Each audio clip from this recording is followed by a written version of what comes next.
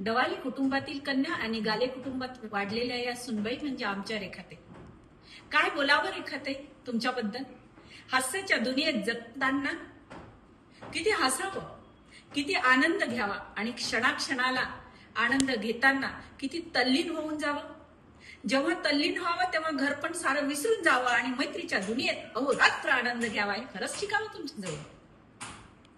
सकाळी 7 पासून निघालेली ही रेल्वे संध्याकाळी जेव्हा 7 वाजता घरी परत येते तरी पण श्रवण जवळ येताना हास्याने जवळ घेते. कुठून आली असेल ही एनर्जी, कोणी दिली असेल ही ऊर्जा?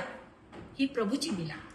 कारण त्या सदैव आयुष्यभर प्रवास करत राहिल्या. शेगाव असो, पंढरपूर असो, बंगलोर असो, केदारनाथ असो, बद्रीनाथ असो, या प्रवासातून शिकता शिकता औषधेच्या दुनियेतून शिकताना सुद्धा कुटुंब जपताना आमच्या निखिल भाऊंनी दिलेला त्यांना आधार, आमच्या मोहिनीताईंनी दिलेलं त्यांना प्रेम, हे त्यांना सदैव ऊर्जा देत राहिलं.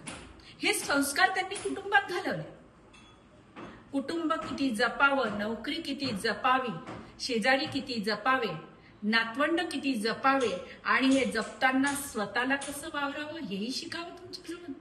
अजूनही 58 वर्षाच्या झालेल्या रेखाताई प्रवासाला जेव्हा निघतात तेव्हा 18 वर्षाच्या मुलीला सुद्धा लाजवतील एवढ्या सुंदर राहतात.